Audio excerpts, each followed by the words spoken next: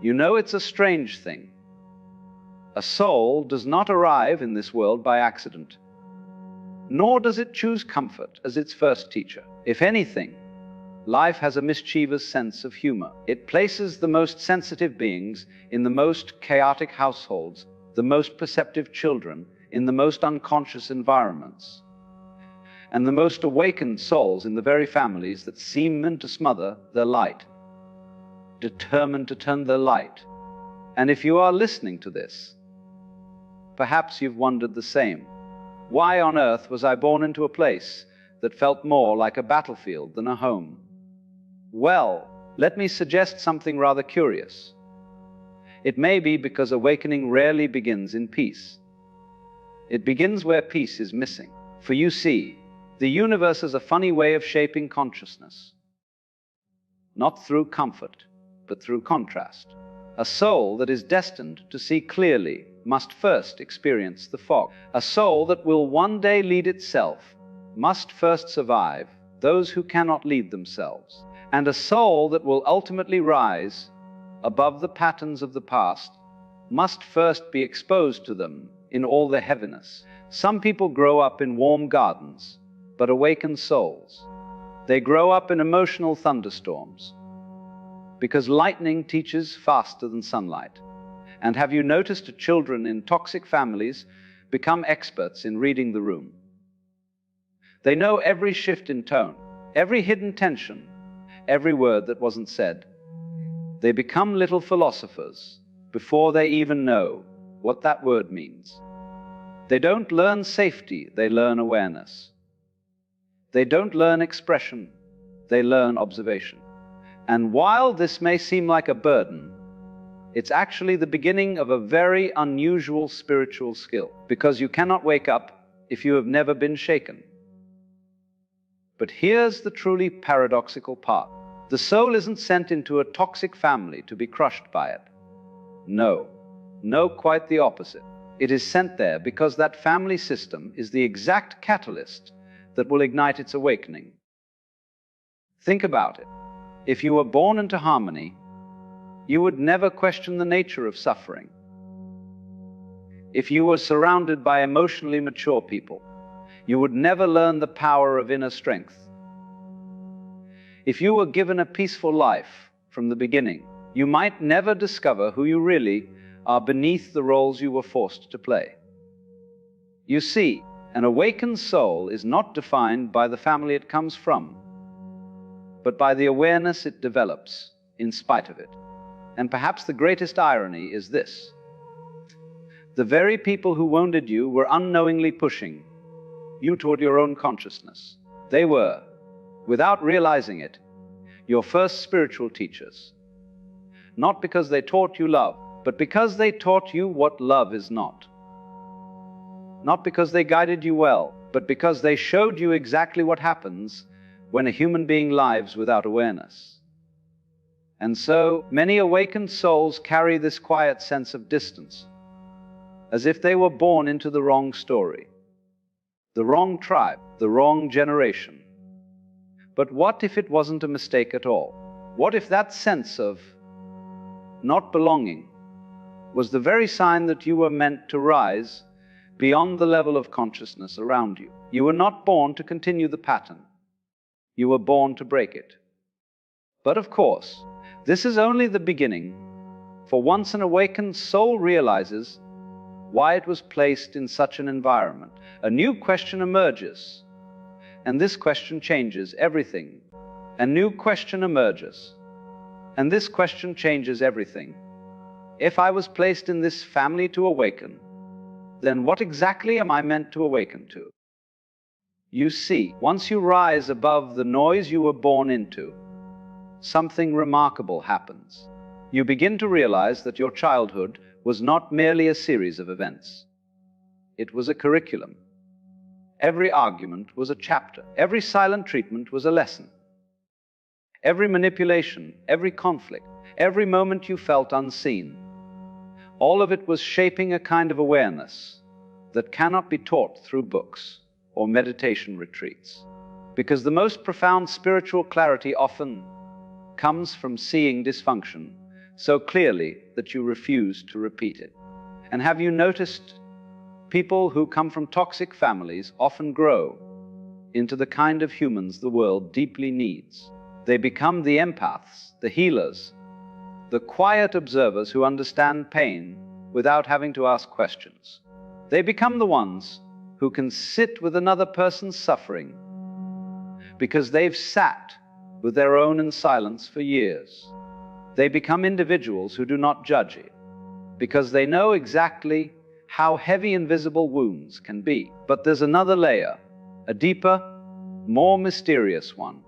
Awakened souls often incarnate into families where consciousness has been stagnant for generations. Patterns repeat: trauma recycles anger, scarcity, shame, emotional chaos, passed down like heirlooms. And then a different kind of child is born, one who sees differently, one who feels too deeply, questions too early, refuses to fit into the mold, one who cannot absorb the family's unconscious patterns, no matter how hard those patterns try to pull them in. And the family senses it. They don't know why, but they feel it. Your presence disrupts the old script. Your awareness exposes the cracks.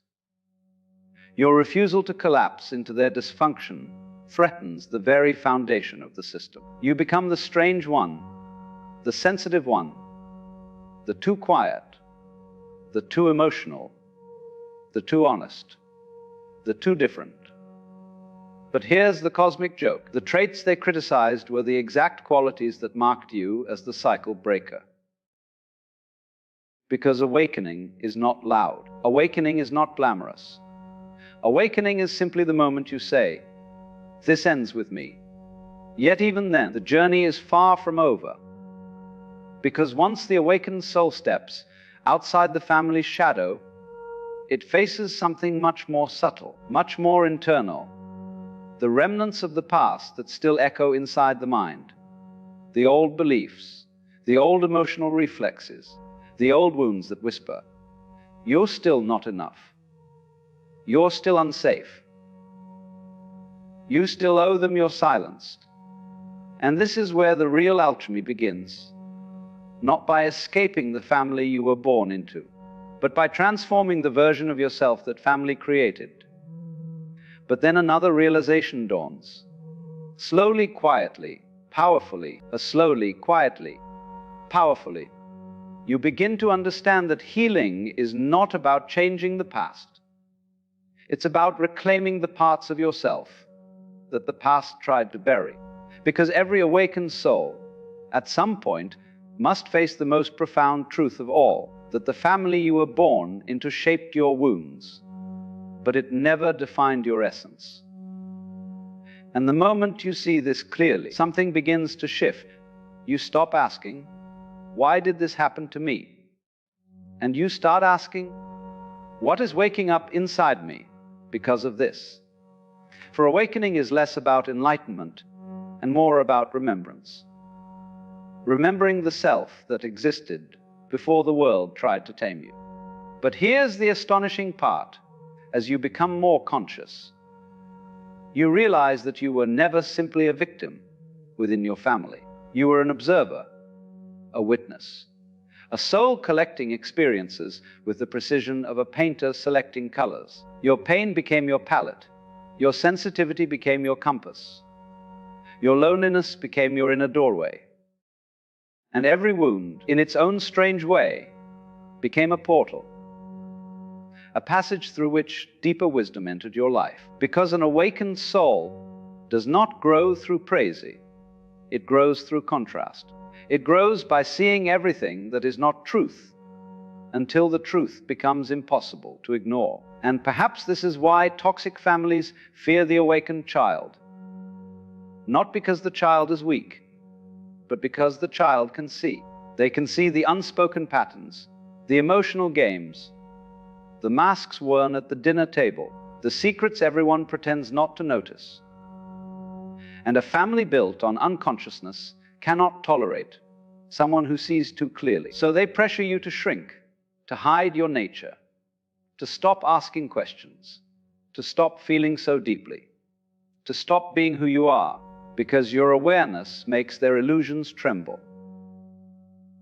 But you were never meant to shrink. You were meant to grow beyond them, not in superiority, not in anger, but in understanding.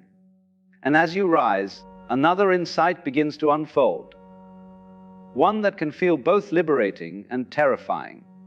You were not sent to heal your family. You were sent to heal yourself from your family. And in doing so, you unintentionally become the light they could never create on their own. But this is only the beginning, because once an awakened soul steps into its truth, another phase of the journey begins. A phase where the past no longer controls you, but it still whispers, gently, subtly, insistently. The gently, subtly, insistently. Those whispers are the final remnants of the identity you inherited, the echoes of patterns you never chose, the emotional fingerprints left on your being by those who were themselves wounded. And this is where the awakened soul faces its most important task, to distinguish between the voice of the past and the voice of its true self. Because the past will tell you to remain small, to stay loyal to dysfunction, to dim your light so others feel comfortable. But your true self, your awakened self, it calls you toward expansion, toward authenticity, toward the life that your soul has been quietly remembering all along. And as this inner split becomes clearer, you begin to see that the real battlefield was never your family. It was the internalized version of them, living inside your mind. You were not fighting people. You were fighting patterns. You were fighting beliefs handed to you like invisible inheritance. You were fighting fears that were never originally yours. And when this realization dawns, the entire landscape of your life shifts. You no longer blame them, because you see that they, too, were acting out patterns handed to them long before they could question anything. You no longer resent them, because you understand that unconsciousness is not a choice. It is a condition. You no longer carry their shame, because you realize it was never yours to carry. Instead, you begin to feel something unusual, something unexpected, a subtle sense of compassion. Not the kind that excuses their behavior, but the kind that frees you from it. Because compassion is not letting someone off the hook. It is letting yourself off the hook. And once you reach this point, something extraordinary happens. You start hearing the guidance of your own soul more clearly than the noise of your upbringing. Your intuition strengthens. Your boundaries sharpen. Your energy becomes more discerning. Your presence becomes calmer, deeper, more grounded. And you notice, almost with a sense of wonder, that the very traits your family misunderstood have become your greatest strengths. Your sensitivity becomes wisdom. Your solitude becomes clarity. Your emotional depth becomes intuition. Your independence becomes spiritual maturity. You realize that nothing about you was ever too much. It was simply too much for the level of consciousness around you. And just when this new awareness settles inside you, when you begin to feel your soul returning to itself, another layer of the journey reveals itself. Quietly, naturally, inevitably, a question begins to rise within you. A question you might not have been ready to face before. If my soul chose this beginning, then what am I meant to create beyond it? You see, once an awakened soul rises out of the old patterns, the universe no longer focuses on what shaped you. It begins to focus on what you are here to shape, because healing is not the final destination. It is merely the clearing of the soil, so something new can finally grow. And in this space of inner clarity, you start noticing something profound. Your life no longer reacts to the wounds of your childhood. It begins responding to the wisdom that came from surviving them. This is when awakened souls shift from being shaped by their past to shaping their destiny. And here's the paradox. the more you heal, the less you feel the need to escape your origins. Not because they change, but because you do. The triggers lose their power. The old stories lose their meaning. The emotional gravity that once pulled you downward weakens until you are no longer orbiting your family's dysfunction at all. You begin orbiting your own truth. And the strangest thing happens. The world around you starts reflecting your inner transformation. You attract different kinds of people. Conversations deepen. Silence feels sacred instead of lonely. Your choices no longer come from fear, but from alignment. It is at this stage that awakened souls often experience a subtle shift in identity. Not the identity given to them by their family, but the identity waiting beneath it all along. You begin to realize you are not the wounded child, not the outsider, not the caretaker, not the scapegoat, not the peacemaker, not the one who held the family together. You are the observer who watched all of that unfold. You are the awareness that survived all of that noise. You are the consciousness that could not be dimmed, no matter how dark the room. And then another insight rises, quietly yet unmistakably. The reason awakened souls are born into toxic families is not merely to endure them, but to transcend the level of consciousness those families were trapped in. Not by fighting, not by suppressing, not by abandoning yourself, but by becoming what they could not. And with that realization comes a new kind of responsibility. Not to your family, but to your own evolution. Because once you step into this new inner space, the question is no longer, why was I born there? It becomes, where is my... There is an old saying that the truth will set you free, but before it frees you, it makes you heavy. The truthful man, wherever you find him, seems to walk under a weight invisible to others.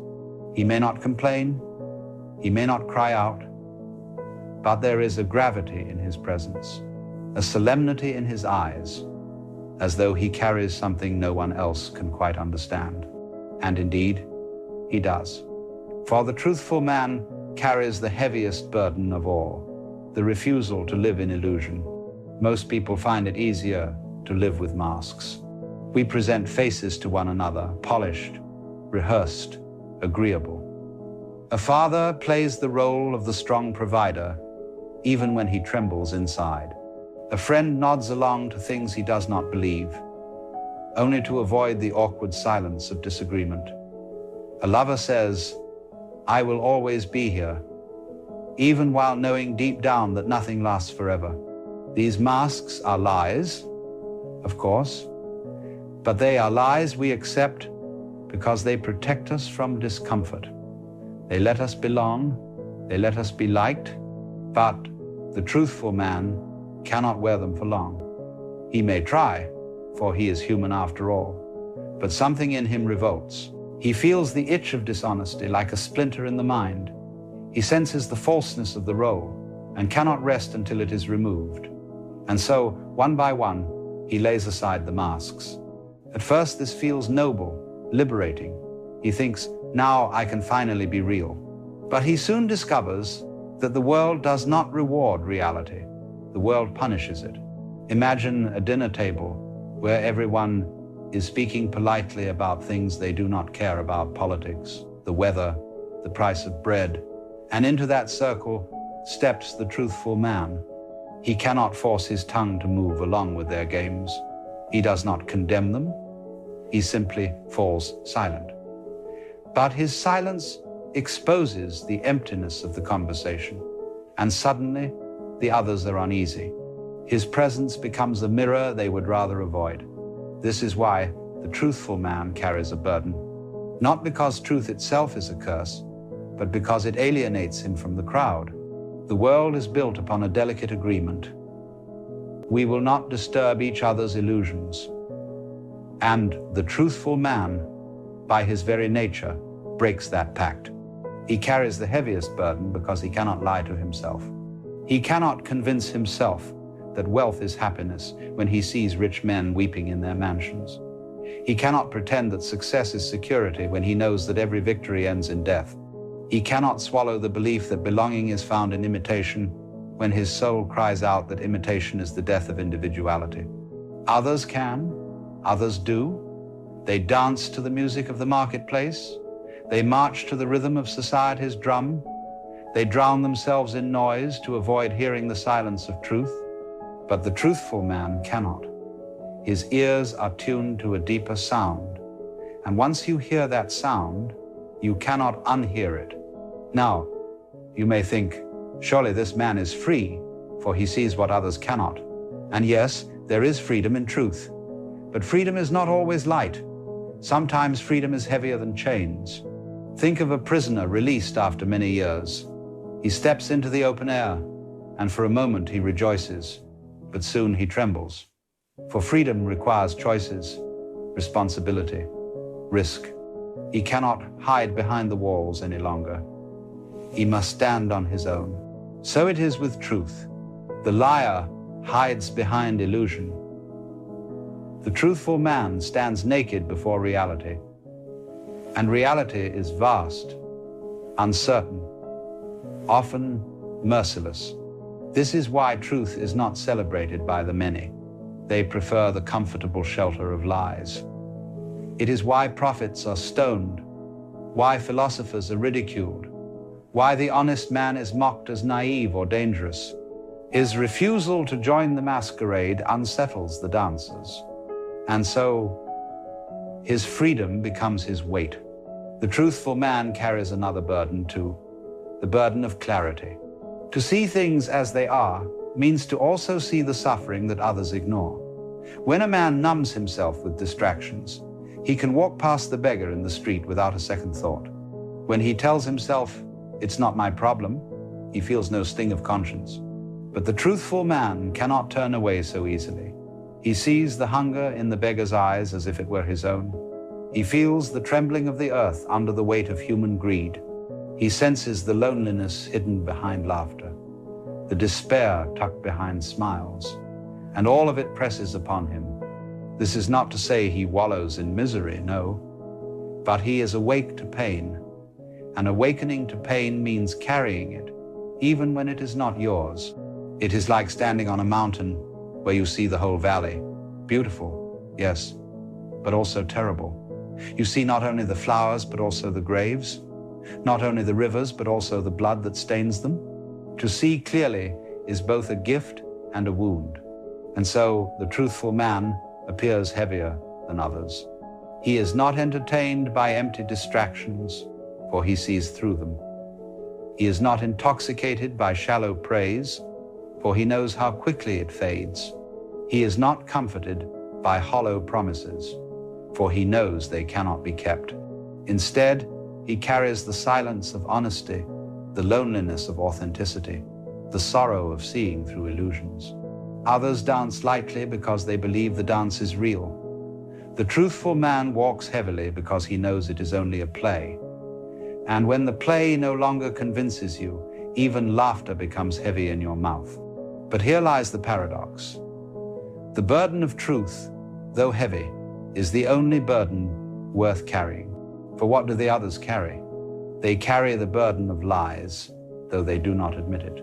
They must remember their falsehoods, repair their broken disguises, run from their own reflections. Their burden is confusion.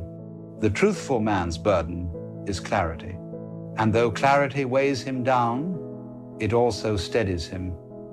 He may stumble under its heaviness, but he does not fall into the abyss of delusion.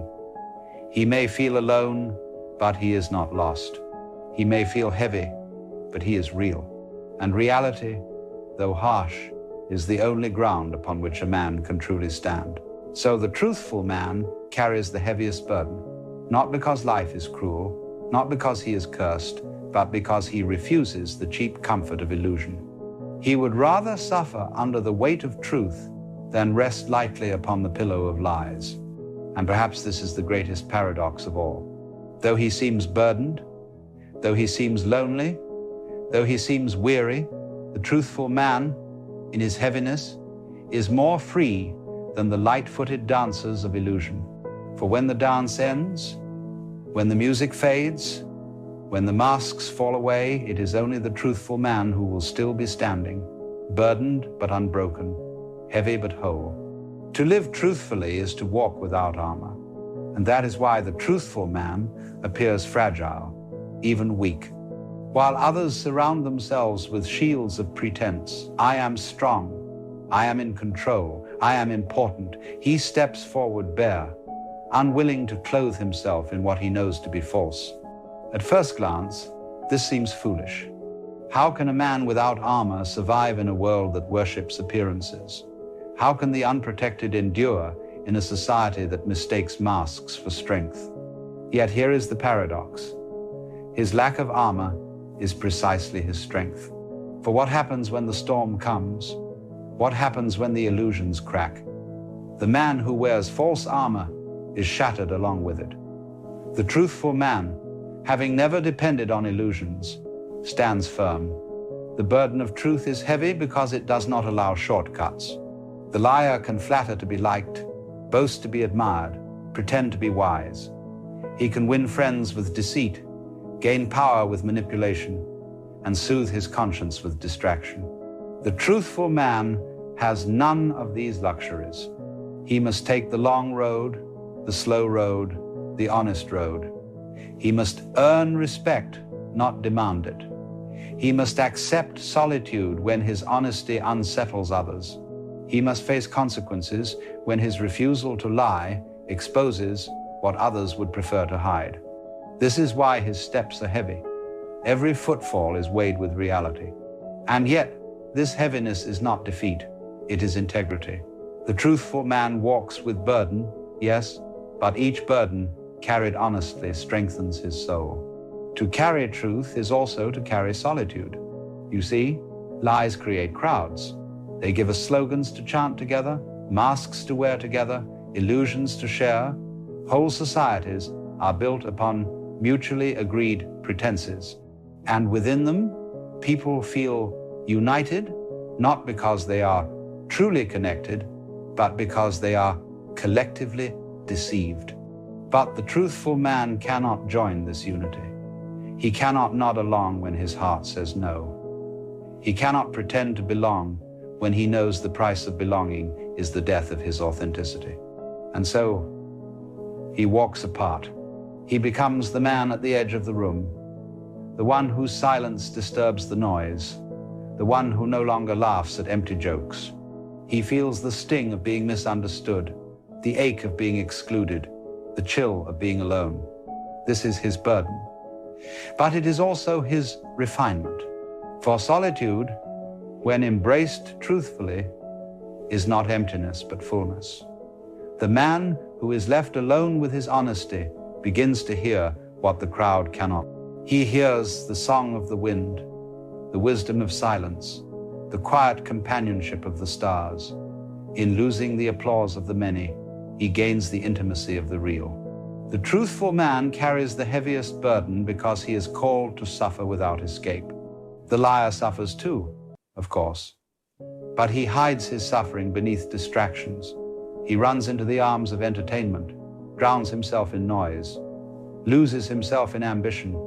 He refuses to look at his pain directly, and so he carries it in secret, disguised even from himself.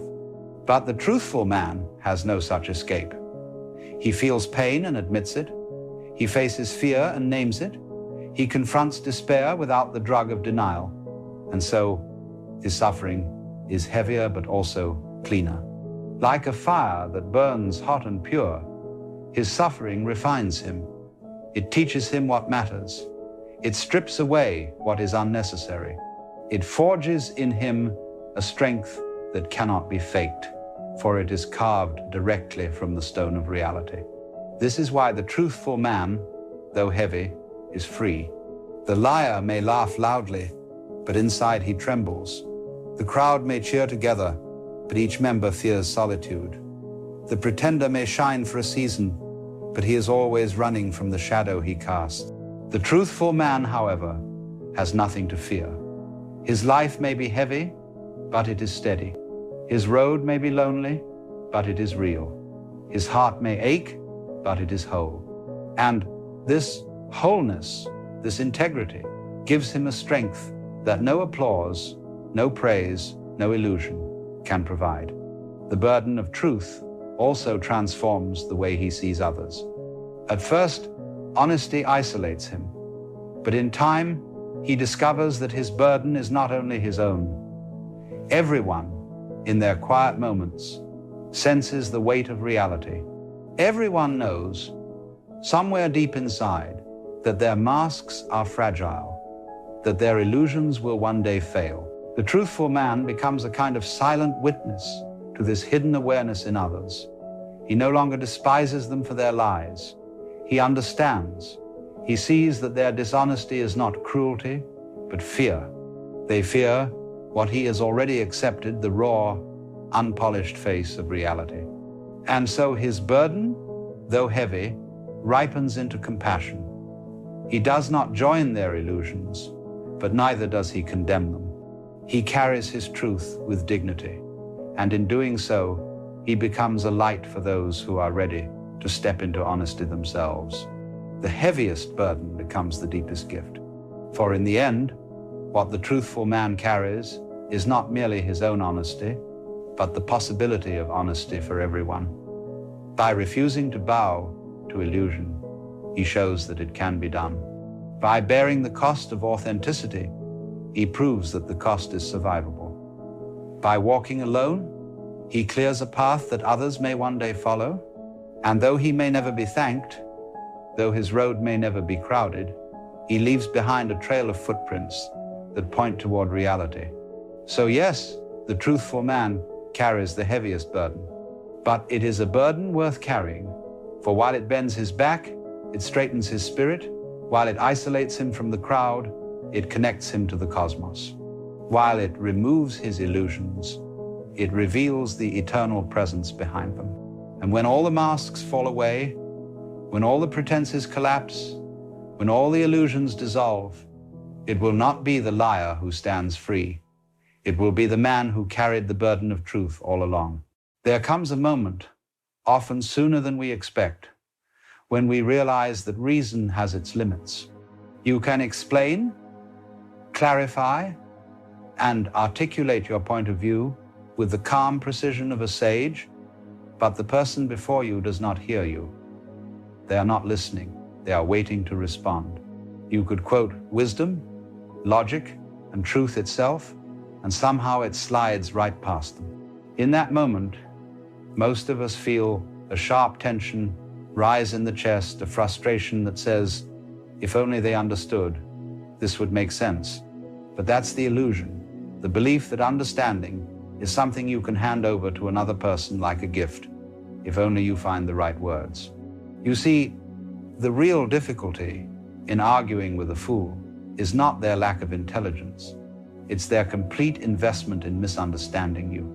A fool is not someone who knows little, but someone who is too certain of what they already know. They don't listen to learn, they listen to defend. And so, when you argue with them, you step into their world, a world where truth is irrelevant and identity is everything.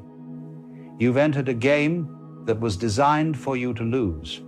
The first move of the fool is to bait you into seriousness.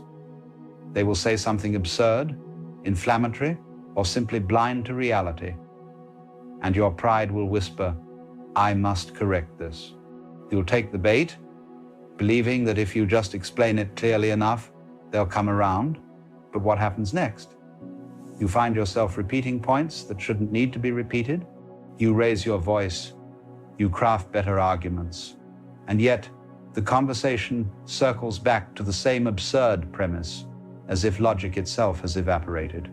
The fool smiles, because they never came for the truth, they came for the game. Most people think that arguments are about information, but they are not. They are about identity. When two egos collide, each one is fighting not for clarity, but for survival. And so long as you participate in the fight, you confirm to the other person that their illusion is real, that there is indeed something worth defending. This is why the old masters and teachers from Zen monks to mystics, often laughed when challenged. They saw that to argue is to believe. The illusion still has power. Alan Watts once said that the problem with communication is the illusion that it has occurred. You can spend hours speaking, and yet not a single word has truly landed. For communication to happen, there must be shared reality, a willingness to see together. But when one person is closed off, what is there to share? And so the wise man recognizes the futility of fighting shadows. He sees that arguing with a fool is like trying to convince the ocean to stop waving. It cannot be done, and the effort itself only makes you drown. Why, then, do we keep doing it? Because we confuse being right with being safe. Somewhere deep inside, we believe that if we can prove our point, the world will make sense again. If they finally see what we see, maybe chaos will recede and life will feel whole. But the truth is, it's not about them. It never was. The urge to argue comes from our own discomfort with uncertainty. When you meet a fool, you are really meeting your own need to be understood. You are meeting that part of yourself that cannot stand to be unseen, unheard, or dismissed. And so the fool becomes your mirror, a painful, distorted one, but a mirror nonetheless. That's why these encounters sting so much. You can feel your heart tighten, your mind race, your throat ache to explain. You want to shake them into clarity, but what you're really trying to shake is the part of yourself that doubts whether you are truly seen. The fool doesn't just test your patience, they test your ego. They show you how fragile your peace still is. In Zen, they say that when you point to the moon, a fool looks at the finger, but we forget that the fool's blindness is also the teacher's opportunity. If someone's foolishness can disturb you, it means your serenity still depends on the world's agreement. That is the deeper game you're playing. You wanted peace, but you sought it through persuasion, and peace cannot be persuaded into existence. So the wise begin to notice. The argument starts not when the fool speaks, but when the ego listens. When someone says something absurd and you feel the need to correct them, that is the moment of entanglement. That's where the battle begins, not in the words exchanged, but in the invisible tug between your need to be right and your fear of being misunderstood. You might recall the old saying, never wrestle with pigs. You both get dirty, and the pig likes it. It's crude, but it's true. Every time you argue with a fool, you are dragged into a mud pit of emotion and illusion. And while you lose your clarity, they gain satisfaction. They thrive on the chaos you enter. But here's the subtle point. The fool doesn't always look like a fool. Sometimes it's a colleague, a partner, or even a friend. They may be intelligent, articulate, even educated, but still, they are playing the same game. Their goal is not understanding, but victory. Their arguments are not conversations, they are performances. And once you see that, the spell begins to break. You start noticing that every argument follows a script: accusation, defense, counterpoint, escalation. It's a dance of mirrors, each person reflecting the other's need to be right. The content doesn't matter, the rhythm does. Arguing with a fool is like trying to light a candle in the wind. The harder you protect the flame, the faster it goes out. What's needed, then, is not more force, but less attachment. The fool's greatest weapon is your seriousness, your investment in proving yourself. When you stop needing to win, the entire game collapses. Think of it this way. When you're walking through a market and someone shouts something absurd, do you stop to explain the truth of the universe to them? Of course not. You smile and keep walking. But online, or in our social circles, we forget that same wisdom. We sit down, roll up our sleeves, and begin typing essays that no one will ever truly read. We imagine that if we present the perfect argument, the other person will suddenly awaken. But what awakens them is not logic, it's life, pain, experience. contradiction, these are the real teachers. A fool cannot be convinced. They can only be transformed.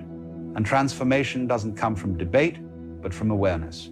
So, the only real question is, why do we still feel the need to engage?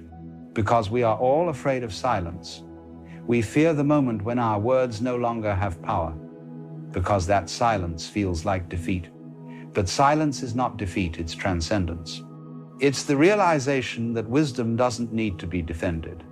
The fool will speak, the fool will mock, the fool will twist your words, misunderstand you deliberately, and pretend victory. But if you do not play, they have nothing to win. In that moment, something extraordinary happens. The energy that was once bound in conflict returns to you. The peace you thought they stole was never gone, it was merely buried under the noise of argument. To argue with a fool is to forget yourself. To remain silent is to remember. The wise man doesn't avoid the fool out of disdain, but out of clarity. He knows that every word wasted on deaf ears could have been spent in awareness of what is. He knows that some lessons must be lived, not explained. And so he smiles, not because he approves, but because he sees. Because he understands that fools are not enemies. They are reminders of the part of us that still hungers for recognition. When you meet a fool, thank them silently. They've shown you how far you've come and how far you've yet to go. And perhaps, when you truly understand this, you'll stop meeting fools altogether, because you'll realize that the fool was never them. It was the part of you that still needed to win. So what should one do instead? When you meet the fool, and you will, again and again, the first instinct is to correct, defend, or escape. But there is a deeper way, one that transforms the encounter entirely. The way is not to oppose, but to observe. You see, a wise person doesn't silence the fool by force. He silences them by presence. This is something few people understand. You cannot fight delusion with logic. You can only dissolve it through clarity. Logic argues within the same field of illusion, but clarity stands outside it. The moment you see clearly that a fool's words are merely echoes of their own conditioning, you no longer take them personally. You no longer need to respond. When a child throws sand at the ocean does not throw it back. It simply receives, moves, and continues being the ocean. That is power, the power of not reacting, the power of being untouchable without being cold. And this, in truth, is what wisdom looks like. The refusal to descend into smaller games. Alan Watts often described wisdom not as a possession, but as a rhythm, a way of moving with life. He said that when you stop trying to control everything, life begins to reveal itself as play. The same applies to human conflict. The moment you stop needing to be right, the argument dissolves into theater. You start to see how comical the whole thing is. Two small beings on a spinning rock in the vastness of the cosmos, shouting at each other over opinions that will vanish with time. When you see this clearly, you don't feel superior. You feel free. Freedom does not mean avoiding people who disagree with you. It means being able to meet them without losing your balance. It means remaining rooted in your own awareness, even as their storm passes by. So when someone tries to provoke you, pause. Feel the space between their words and your impulse to respond. That tiny space is the doorway to mastery. The fool lives in reaction. The wise live in response. The difference is awareness. Awareness doesn't fight, it sees. Imagine you're standing in a room of mirrors.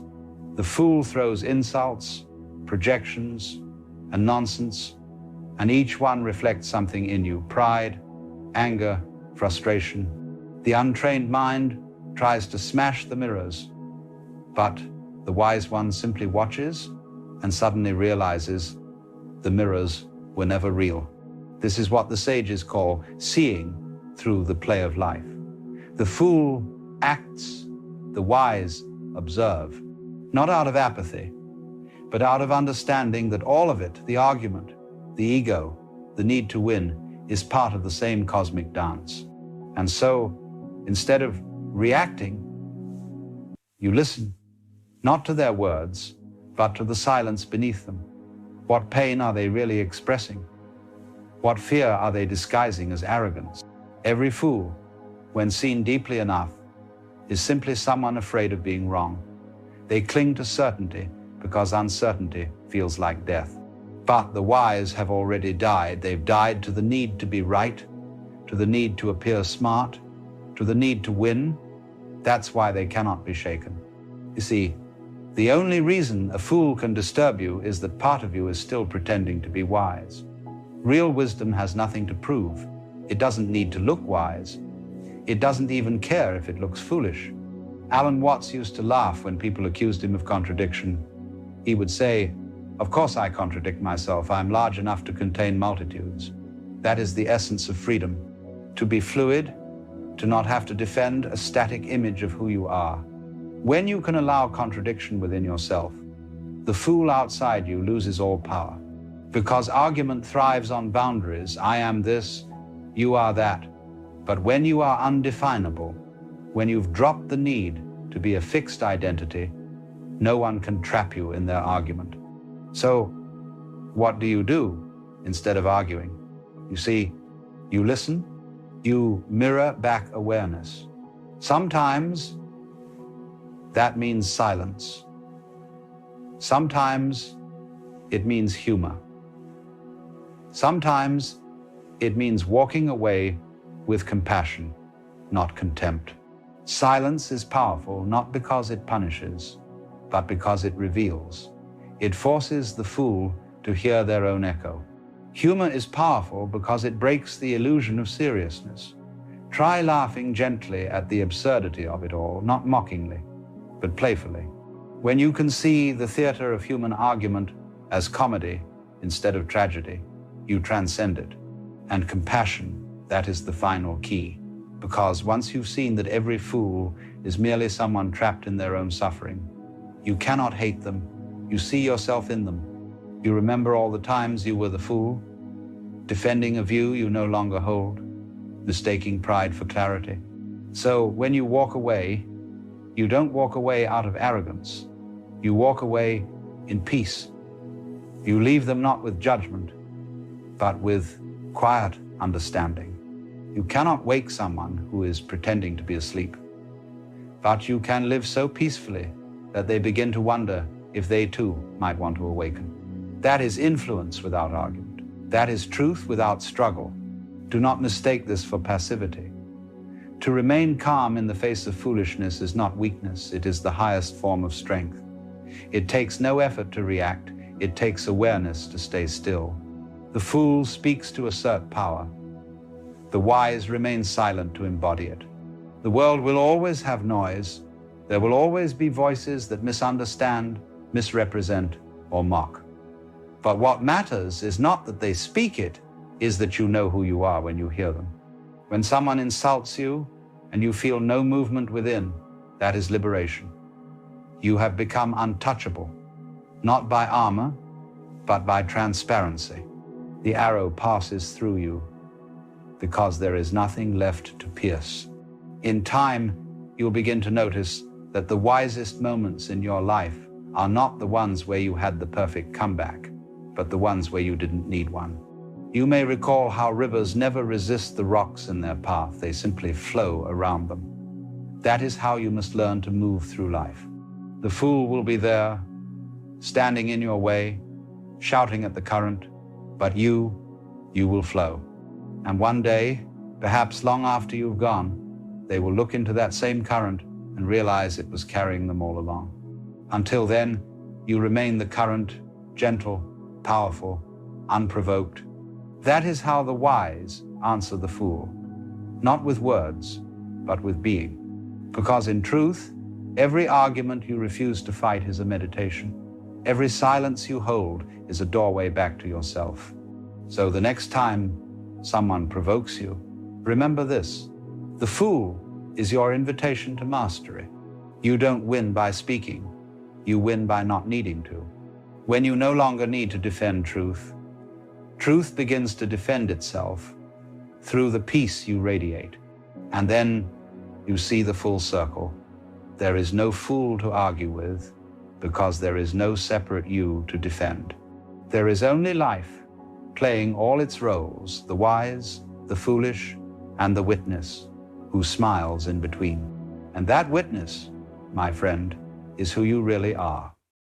It's a curious thing about human beings. We keep trying to explain ourselves to those who have no intention of understanding. Not because they don't want to hear us, but because they can't. They're watching a different movie altogether.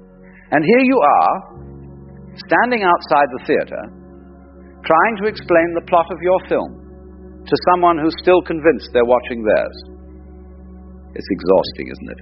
This constant need to justify, to clarify, to make people understand. But what if I told you that the very act of explaining yourself to certain people is like trying to describe color to someone who's determined to see only in black and white? We've been taught that communication is the answer to everything, that if we could just find the right words, the perfect explanation, then surely people would understand. But the truth is far more interesting than that. Some people are so caught up in their own mental constructions, so hypnotized by their own interpretations of reality, that your words become nothing more than noise. And the harder you try to break through, the more energy you lose. It's like shouting into a wind tunnel. The sound goes out, but it never reaches its destination. So let me ask you something. How much of your life have you wasted trying to convince people who were never going to be convinced? How many times have you repeated yourself, rephrased yourself, exhausted yourself? All in the hope that this time they'll finally get it. And what happened? They twisted your words. They heard what they wanted to hear. They made you the villain in their story, no matter how carefully you explained yourself. This is not an accident. This is not a failure of communication. This is a collision between two entirely different states of consciousness. Now, before we go any further, let me be clear about something. I'm not talking about healthy disagreement. I'm not talking about people who genuinely want to understand you but see things differently. I'm talking about something else entirely. I'm talking about people who are living in a kind of trance, a self-created prison of beliefs and illusions, so solid that nothing you say can penetrate it. And the reason nothing penetrates is because they're not interested in truth. They're interested in being right. They're interested in protecting their version of reality, even if that version bears no resemblance to what's actually happening. The moment you realize this, everything changes, because you stop taking it personally. You stop thinking there's something wrong with your words. You realize that the problem was never your explanation.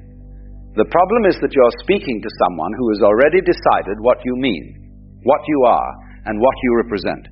And no amount of explaining will change that. It's like trying to reason with a dream. The dream doesn't care about your logic. It follows its own rules. Let me tell you what happens when you try to explain yourself to someone trapped in illusion. First, you waste your energy. And I don't mean just a little bit of energy. I mean the kind of deep soul-level exhaustion that comes from fighting a battle that was rigged from the start.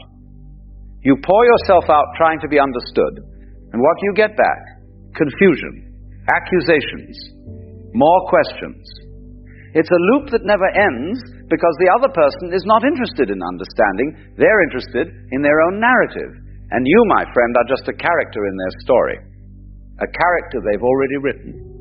The ancient wisdom traditions understood this. They knew that not everyone is ready to hear the truth. Not everyone can handle it. Some people need their illusions. They need them to survive. Take away their illusions, and they crumble. So they defend those illusions with everything they have.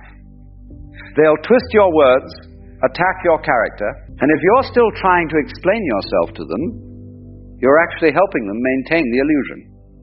Because every time you engage, you give them something to resist. You give them a reason to dig in deeper. There's a story I once heard about a man who spent his entire life trying to convince his neighbor that the sky was blue. The neighbor insisted it was green. So the man brought diagrams, photographs, scientific explanations. He even brought other people to confirm that yes, the sky is blue. But the neighbor wouldn't budge. Green, he said. It's green. And one day, exhausted and defeated, the man gave up. He stopped trying to convince his neighbor. He stopped talking about the sky altogether. And you know what happened? The neighbor became furious.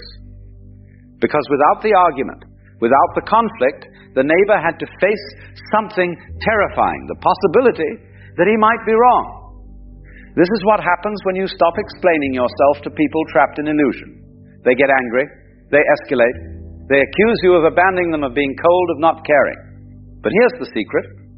Their anger is not about you, it's about them. It's about the fact that your silence forces them to look at themselves. And looking at yourself when you've been living in illusion is one of the most uncomfortable things a person can do. So they'd rather you keep talking, keep explaining, keep playing your part in their drama, because as long as you're engaged, they don't have to change. But you don't have to play that game anymore. You can step back, you can be quiet. You can let them have their version of reality without feeling the need to correct it. This is not indifference, this is wisdom. This is understanding that some battles are not yours to fight. Now here's where it gets interesting. When you stop explaining yourself, something shifts. You begin to conserve your energy. You begin to protect what's sacred, your peace, your clarity, your sense of self. These things are precious. And when you throw them into conversations with people who can't receive them, you're wasting treasure. You're casting pearls before swine, as the saying goes. Not because the people are bad, but because they're not ready, they're not capable of seeing the value in what you're offering. And so they trample it, they mock it. They use it against you. Think about the conversations you've had recently, the ones that left you feeling drained, misunderstood, frustrated. Now ask yourself, was the other person actually listening? Or were they waiting for their turn to talk? Were they trying to understand your perspective, or were they simply defending their own? If it's the latter, then you were explaining yourself to someone who was never going to hear you. And the energy you spent was energy you'll never get back.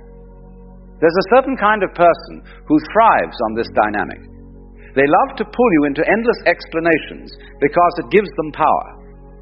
The more you explain, the more ammunition they have. They'll take your words, twist them, and throw them back at you in ways you never intended.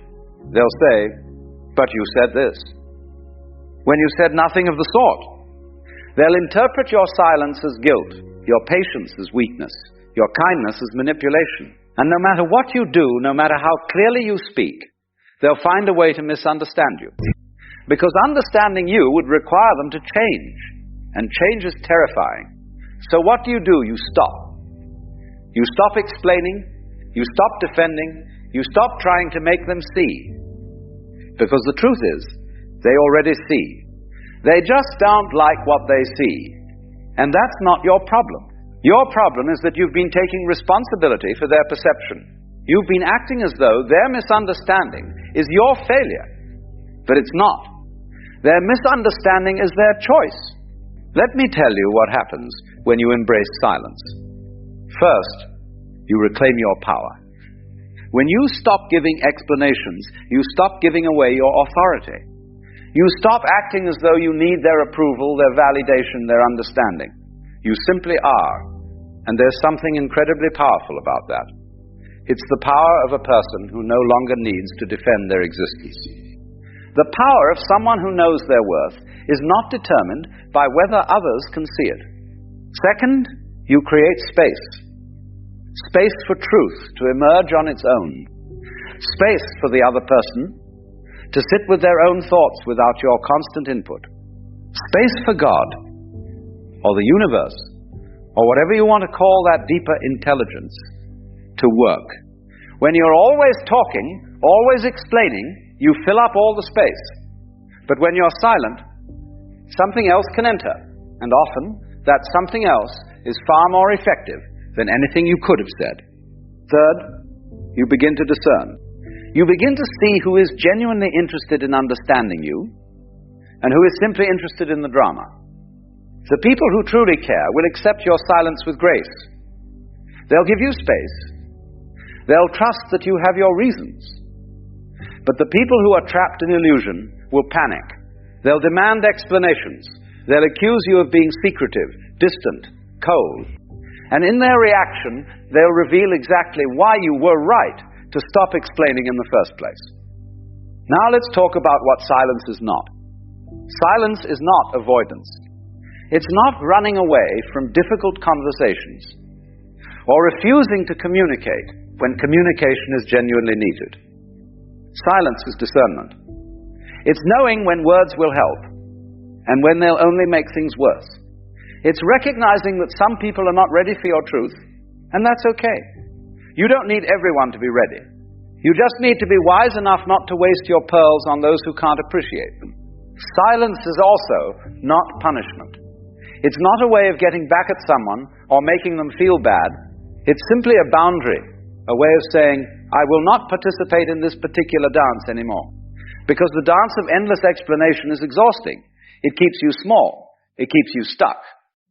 And it keeps the other person stuck too, because they never have to face their own illusions, as long as you're there to argue with them. Here's the thing about illusion. It's comfortable. It's familiar.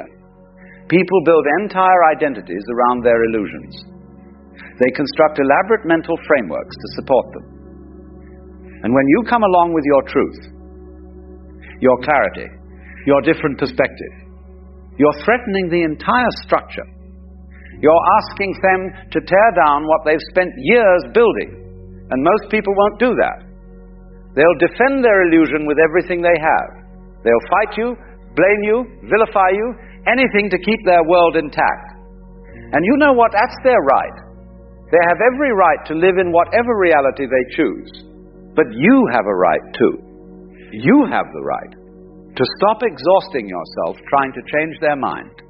You have the right to walk away from conversations that go nowhere. You have the right to protect your energy, your peace, your sanity. And you exercise that right through silence, through the simple, powerful act of not engaging. There's an old saying that goes something like this: never argue with a fool. Onlookers may not be able to tell the difference.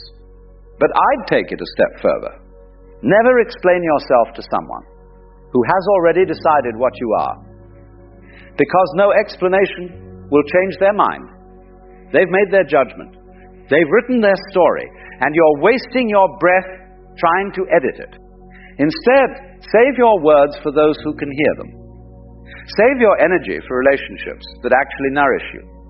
Save your truth for people who are hungry for it. Because there are people out there who will understand you without lengthy explanations. There are people who will see you clearly without you having to perform, or prove, or justify. And those are the people worth your time. But what about the others? What about the people trapped in illusion who keep demanding your attention, your explanations, your defense?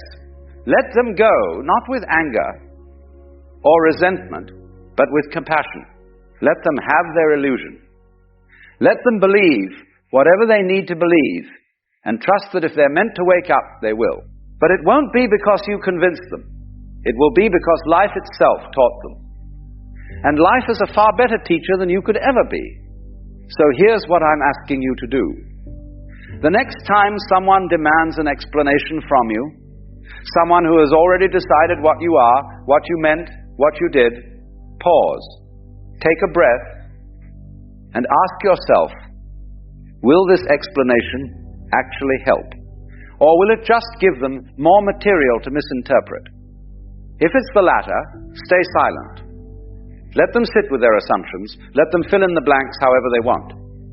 Because their interpretation says far more about them than it does about you. And in that silence, you'll find something extraordinary. You'll find yourself, not the version of yourself that bends and twists to be understood. Not the version that exhausts itself trying to please everyone. But the real you, The you that exists regardless of whether anyone understands or not. The you that doesn't need validation because it knows its own truth.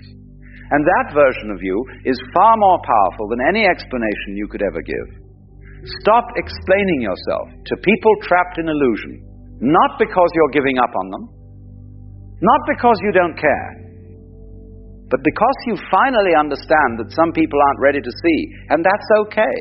Let them have their blindness. Let them have their confusion. Let them have their version of you.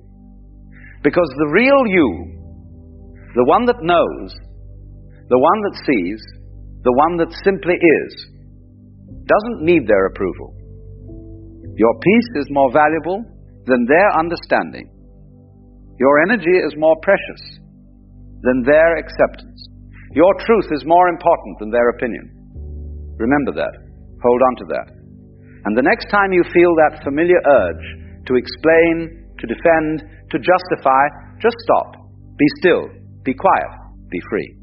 Because silence, my friend, is not the absence of communication. It's the presence of wisdom. And wisdom knows when to speak and when to simply let things be. You know, it's a strange thing, this business of trying. From the moment we are little children, we are told, try your best. Teachers tell us that. Parents tell us that. Even priests and preachers tell us that. Try to be good. Try to be better. Try to succeed. Try to make something of yourself. And so we grow up under this spell, this hypnotic chant of try harder, try more, try again. But have you ever stopped and asked yourself, what is it you're really trying for? What is it that effort is supposed to achieve? Because if you look at it closely, what you'll notice is that most of our trying has nothing to do with life itself. It's all about becoming something we are not. The harder we try to be someone, the more we affirm that we are not that someone already. When you strive to be peaceful, it means you believe you are not peaceful. When you struggle to be spiritual, it means you've decided you are not spiritual enough. And so the trying, you see, secretly keeps alive the very thing you are trying to escape. Now, there's a marvelous trick in nature, a kind of cosmic joke, where the moment you stop pushing so hard, things begin to happen on their own. When you stop trying to be happy, you notice that you're actually fine. When you stop trying to be loved, you realize you already are. And when you stop trying to be someone, life begins to express itself through you quite effortlessly. But of course, the word effortless terrifies us. We've been told that laziness is a sin, that to do nothing is to waste time. And so even when we try to relax, we sit there, teeth clenched, saying to ourselves, all right, I'm going to let go now. You can almost hear the tension of the person trying to be relaxed. It's like a man lifting a heavy weight, saying, I must surrender, I must surrender. You see the absurdity of it. The harder you try to let go, the more you're holding on. And this is why so many people are exhausted, spiritually exhausted, emotionally drained, physically worn out, because they are trying to be something that they already are. You know, there's an old saying from the East, you cannot step into the same river twice. And that's true not just of rivers, but of ourselves. Every moment, life is flowing through you. You're not a fixed object trying to become something else. You're an ongoing movement of energy, a pattern that keeps unfolding. The trouble is, we've been conditioned to believe that if we stop trying, we'll fall apart. That if we let go, everything will collapse. But look around, the birds aren't trying to sing, the flowers aren't trying to bloom, the stars aren't trying to shine. And yet somehow, it all happens. The grass doesn't force itself to grow. The tide doesn't push against the shore saying, I must reach higher. Trying, you see, is something the human mind invented to defend itself from uncertainty. Because the truth is, we don't know. We don't know what will happen next. And so we try to build a little fortress of control, made of effort, made of tension, made of fear, disguised as determination. And what happens? We wake up one day and we're tired. Tired of improving, tired of fixing, tired of becoming, tired of this endless climb toward a horizon that never seems to arrive. And at that moment, that beautiful, desperate moment, something inside begins to whisper, what if I didn't have to try anymore? Now, don't misunderstand. I'm not saying you shouldn't act. Life is full of action. When the tree grows, it moves, it acts, it expresses. But its movement is not a strain. It's a spontaneous response to life. The same energy that makes your heart beat and your lungs breathe is the energy that moves the stars. You don't tell your heart to keep pumping, do you? It does it by itself. So when you're tired of trying, what you're really tired of is resisting that natural rhythm. You're tired of swimming upstream in a river that never asked you to. You're tired of fighting the current of your own nature. And you see, we humans have made a religion out of resistance. We glorify struggle, we call it ambition, progress, achievement, but no one tells you that ambition can become a prison, progress can become pressure, and achievement can become a constant reminder that you are not yet enough. So what if we dropped this idea, this feverish belief that life is a ladder to climb? What if there's no ladder at all? What if life is a dance, and you've been trying to march to a rhythm that was never meant to be marched to? You can't dance well if you're trying to control every step. You dance by listening, by feeling the rhythm move through you. The music, you see, is already playing. But most people are too busy trying to get to the end of the song. You've noticed this in conversations, haven't you? People aren't really listening. They're waiting for their turn to speak. They're trying to say something profound, something clever, something that will make them feel seen. But the irony is, the most alive moments happen when you stop trying to be interesting and simply become interested. When you stop trying to be spiritual, you find that spirituality is just being. When you stop trying to be enlightened, you find that awareness was already here. The effort obscures the very thing you're seeking. And this is the strange paradox of all human effort. You can't get there by trying, because the moment you try, you've already confirmed that you're not there. It's like saying, I'm going to relax. The very statement is self-contradictory. Relaxation happens when you no longer need to achieve it. But we live in a world that doesn't trust that. We've built systems on striving, education, religion, economics, all designed to reward effort and punish surrender. We measure worth by productivity, value by output. The whole thing is a beautiful machine that runs on human exhaustion. And then we wonder why we feel empty. When you're tired of trying, that emptiness is not failure, it's awakening. It's life whispering, come home. You don't need to run anymore. Think of a fruit ripening on a tree. It doesn't rush.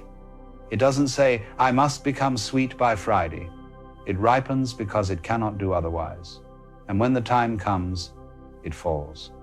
Not out of effort, but out of readiness. The universe, my dear friend, has been ripening you in just the same way. Every frustration, every failure, every time you've said, I can't do this anymore, is a moment of ripening, a softening of the hard shell of control. And perhaps you've noticed, the most beautiful moments in your life never came from trying. They came from being caught off guard, a sunset you didn't plan to see, a laugh you didn't force, a kindness you didn't expect. Those are glimpses of what happens when you stop trying and start living. You see, there's a great difference between effort and energy. Effort is what the ego does when it doesn't trust life. Energy is what life does when it trusts itself. When you're in love, truly in love, you don't try to love, you just love. When you're inspired, you don't try to create. You create because something inside you overflows. So when you say, I'm tired of trying, perhaps what you're really saying is, I'm ready to trust. Trust that life knows what it's doing through you. Trust that you don't have to hold the steering wheel of existence.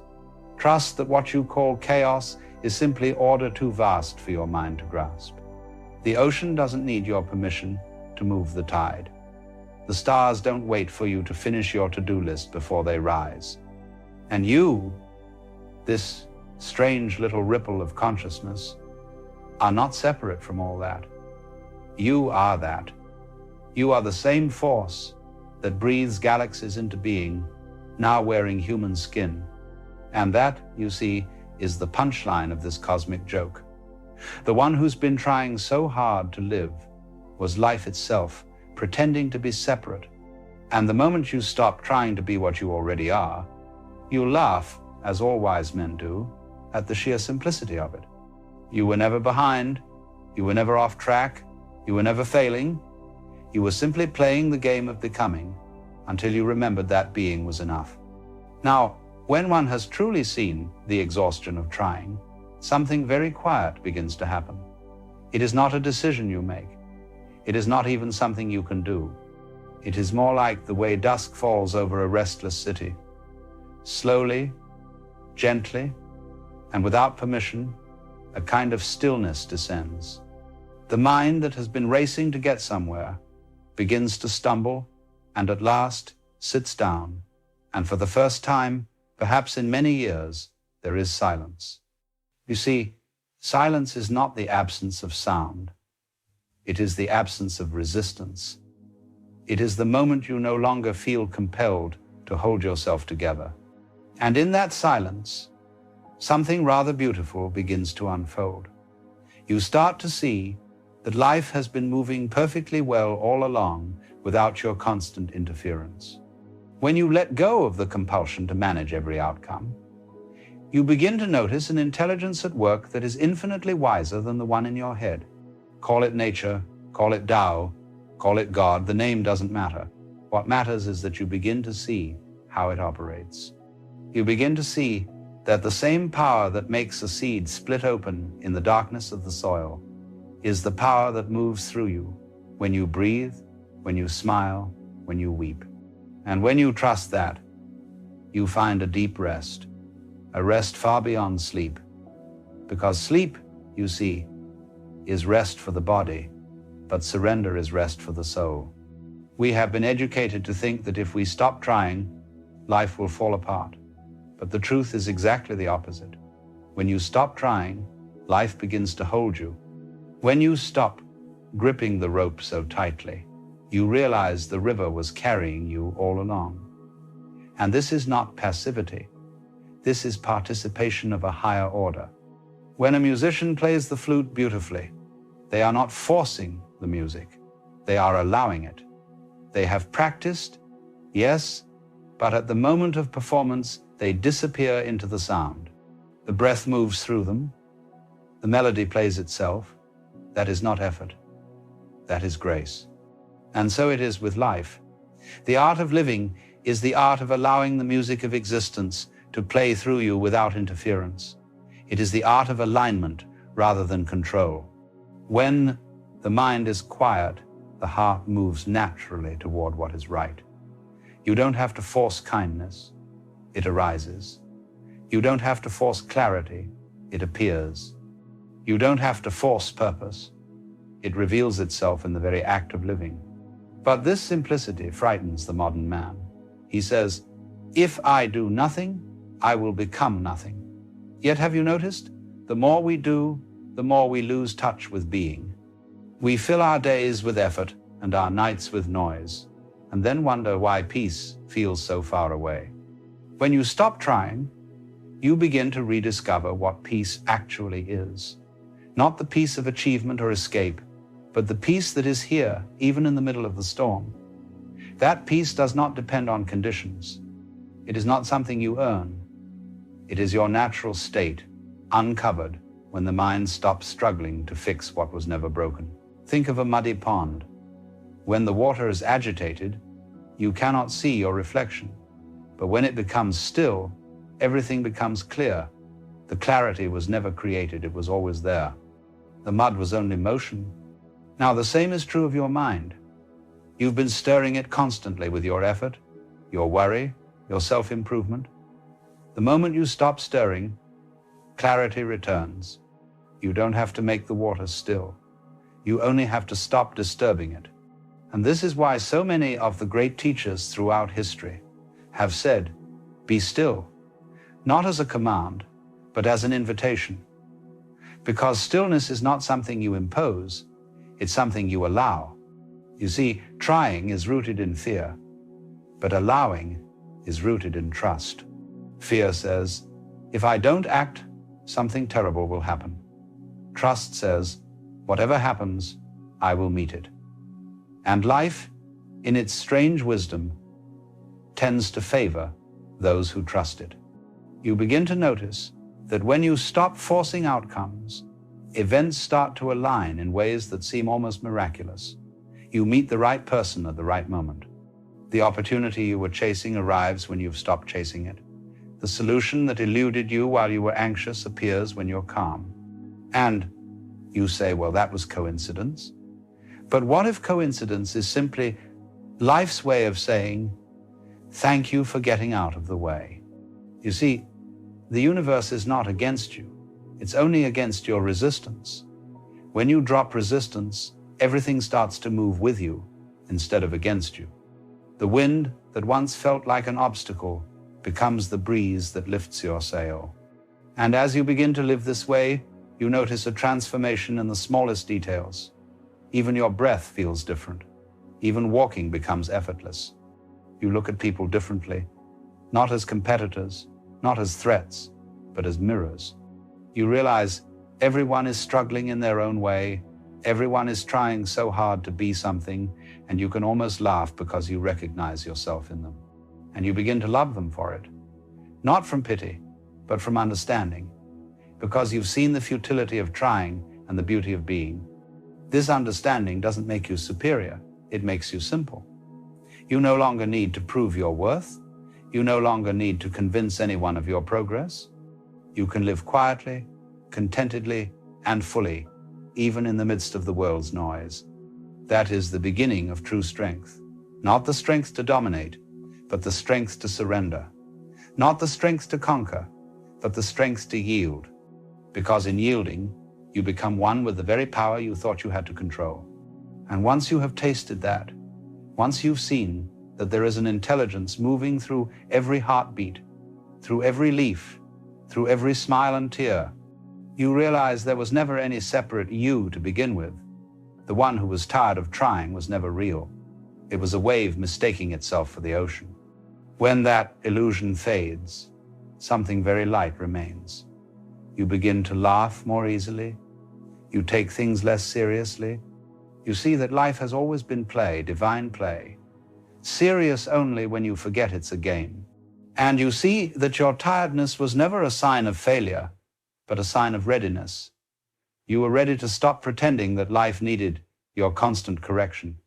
You were ready to trust the rhythm that has been carrying you since the beginning. So when you're tired of trying, stop. Sit quietly. Listen.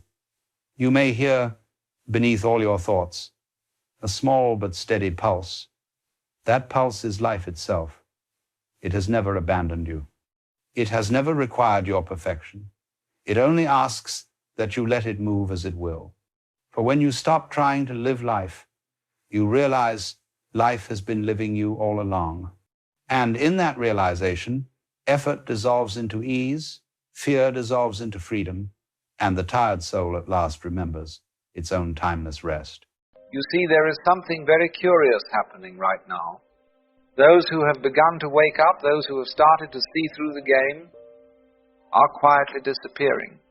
Not with speeches or noise, but simply stepping back, no longer interested in the usual performance. If you felt this yourself, if ordinary conversations, social events, and small performances have started to feel unbearable, what I'm about to say may ease you. This isn't a disorder. It isn't antisocial behavior. It's what naturally happens when a person wakes up. By waking up, I don't mean reading a few books on philosophy or having a nice idea about oneness. I mean that moment when you suddenly notice that most of what people are doing is sleepwalking. They move around as if on automatic, playing roles they didn't choose, repeating lines they didn't write.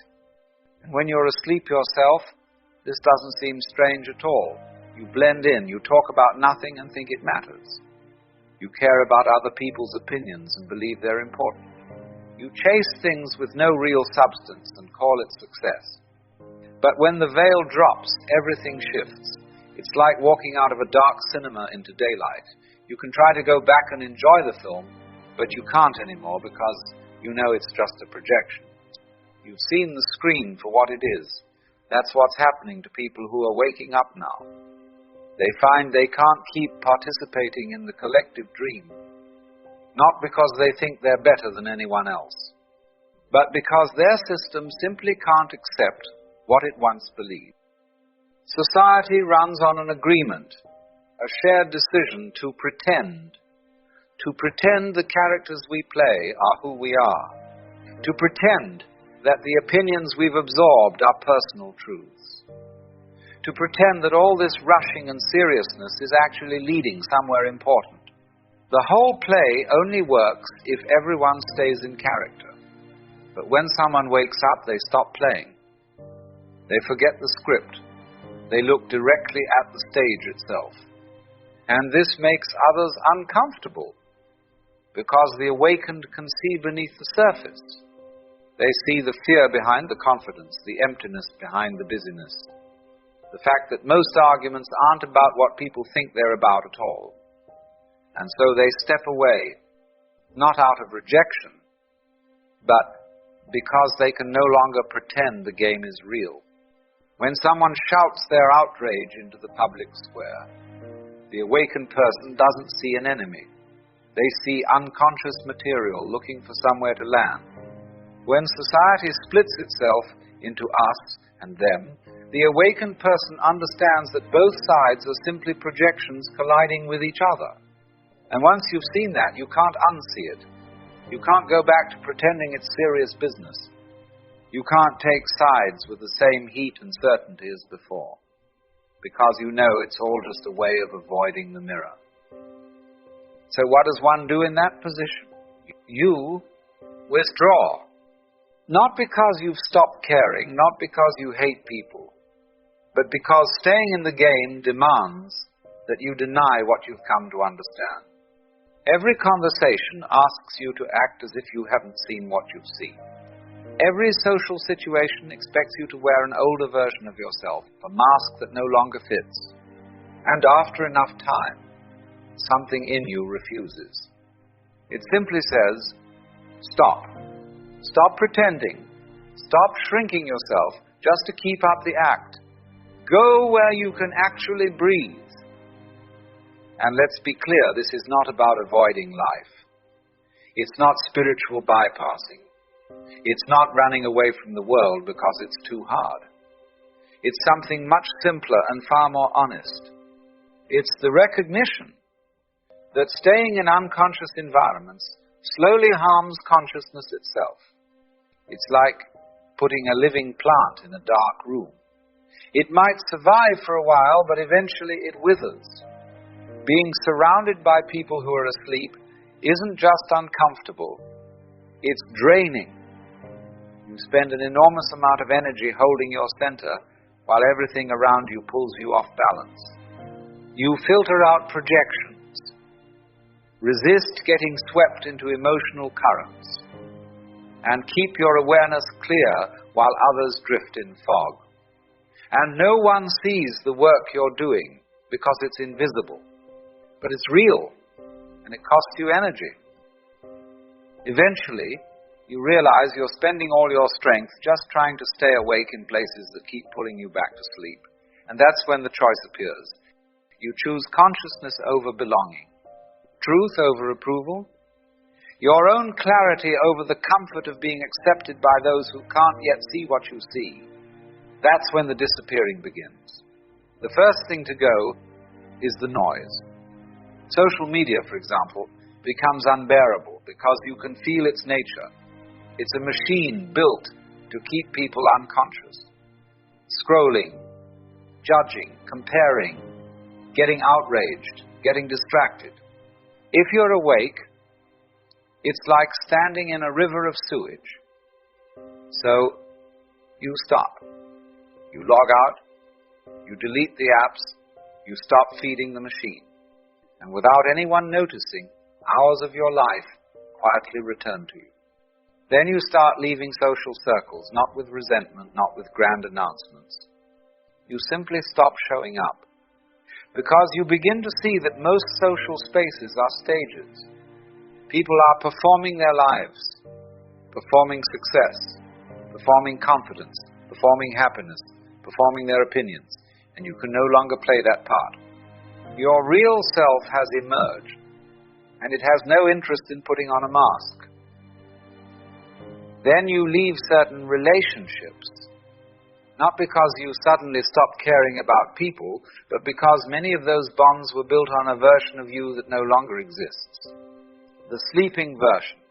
Once you've woken up, you find there's no shared language anymore. You're no longer living in the same world. They're still speaking from inside the dream, and you're no longer in it. Then comes the career. That's often the hardest part. Because society has tied identity to work so tightly that leaving a job can feel like leaving yourself. But when you awaken, something changes. You can't play along with a system you can see through. You can't pretend to care about things that don't matter to you anymore. You can't sell your energy to roles that require you to stay unconscious. So, you leave. Sometimes suddenly, sometimes slowly, but you do leave. Because to stay would mean to slowly suffocate the very awareness you fought to bring into being. Now, here's the part most people misunderstand. They think disappearing from the noise means you'll end up isolated, lonely, depressed. But for someone who's awake, the opposite happens. In solitude, the loneliness ends. Because loneliness isn't about being without people, it's about being unseen among them. Aloneness is different. Aloneness is clarity.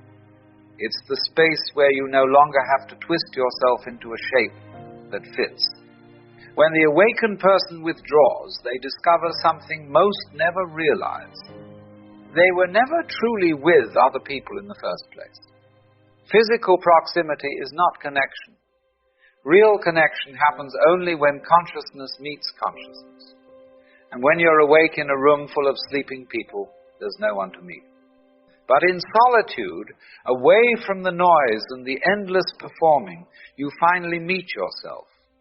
Not the version you rehearsed for others, not the mask that was trained to fit into the world, but the living, breathing awareness behind all of that. And that isn't lonely, that is coming home. In that quiet space, you can finally hear your own thoughts without the static of 1,000 other voices. You can feel your own emotions without carrying everyone else's. You can discover what you actually want, what you actually believe, who you actually are. This is what I call the hermit phase. And it's not optional. It's essential. You cannot transform while clinging to every old connection and expectation. A caterpillar does not become a butterfly in the middle of a crowd. It withdraws, it cocoons, it goes silent for a while. And in the same way, awakening requires a period of retreat. Not as escape, but as integration. This is when all the unconscious material you've carried for years finally has space to surface, to be seen and to be released. They are healing the damage that came from years of pretending to be someone they were not. They are gathering the strength to stand on their own ground, even when the rest of the world is still asleep. And this is no small task. It is much harder than staying unconscious. Because when you are awake, you lose the luxury of blame. You can no longer project your pain onto others. You can no longer hide from yourself in busyness, noise, or drama. Everything you've buried comes to the surface, and you must face it. No one can do that for you. But here's the strange, beautiful thing. Once you've walked through that darkness, once you've integrated what you've avoided, made peace with your shadow, and found what's real inside yourself, you stop depending on the world for your sense of reality. You stop needing approval. You stop begging for belonging. You no longer need the crowd to tell you who you are. You have something better. You found yourself. And from that place, if you choose to return to society, you return differently. Not to dive back into the noise, but to offer a quiet alternative. You become what I call a border dweller. Someone who stands with one foot in the sleeping world and one in the awakened. You are present, but not absorbed. Available, but not dependent. Engaged, but not entangled. Maybe you help those who are just beginning to stir. Maybe you create art that cuts through the surface and touches something real. Maybe you speak or write in ways that remind others of what they've forgotten. Or maybe you simply live your life so honestly that your very presence becomes a quiet question in the minds of others. Is there another way to be? But you never go back to the old game. You can't. Once you've tasted awareness, you can't return to sleep. Once you've felt your authentic self, you can't go back to performing a part. Once you've seen through the illusion, pretending becomes impossible. Now, some will say, isn't this selfish? Shouldn't we stay and try to wake everyone else up? Shouldn't we fight to fix the system from the inside? But here's the plain truth. You can't give what you don't have. If you haven't awakened fully yourself, if you haven't done the hard work of integrating your own shadow, then you're just another unconscious person trying to wake up other unconscious people. And that only spreads more confusion, no matter how noble your intentions. The most honest thing you can do for the world is to wake up yourself. Do the deep, uncomfortable work. Become genuinely conscious. And only then, from that steady ground, can you offer something real to those who are ready. And understand this. Most people aren't ready. Most don't want to wake up. They want the familiar dream, the roles, the comfort of the play. And that's their right. Your role is not to drag anyone out of their sleep. Your role is to wake up and to quietly make yourself available to those who are beginning to stir. That's why the awakened disappear, not out of bitterness or disdain, but because they need space to breathe. To live without having to constantly shrink themselves to make others comfortable.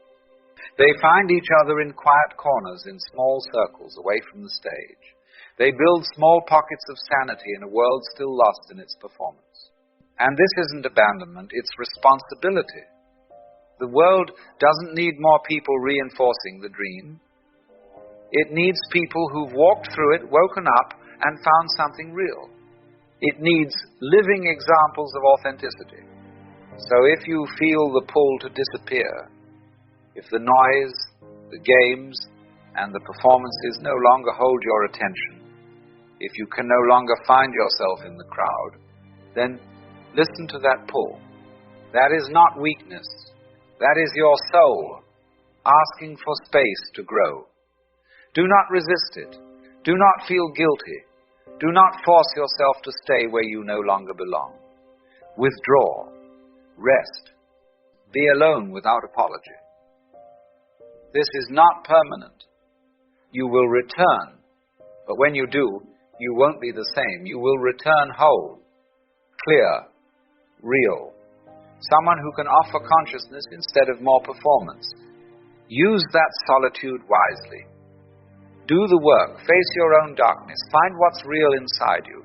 Because what the world actually needs is not more noise, not more preaching, not more performance, but people who have actually awakened. The spiritually awake are disappearing because they must. Because consciousness cannot deepen in places built to keep people asleep. Because authenticity cannot survive in constant performance. Because truth can't be found in collective lies. So if you are one of them, let yourself go. Withdraw without shame. Disappear without apology. stand alone without feeling alone. Trust that this is an old pattern, older than any religion or philosophy. The way every human being who has ever awakened has walked. The caterpillar must dissolve before it can fly. The seed must break before it becomes the tree. And the awakened person must step away from the crowd before they can offer something real to it. This is not the end. It's the beginning. The beginning of consciousness that isn't borrowed from anyone else. The beginning of life lived from the center rather than from the script. And though the world may not understand it yet, it will. When it begins to stir, and when it does, people like you will already be there. Not as saviors, not as saints, but as quiet beacons. Pioneers. Carriers of something real. And that is enough.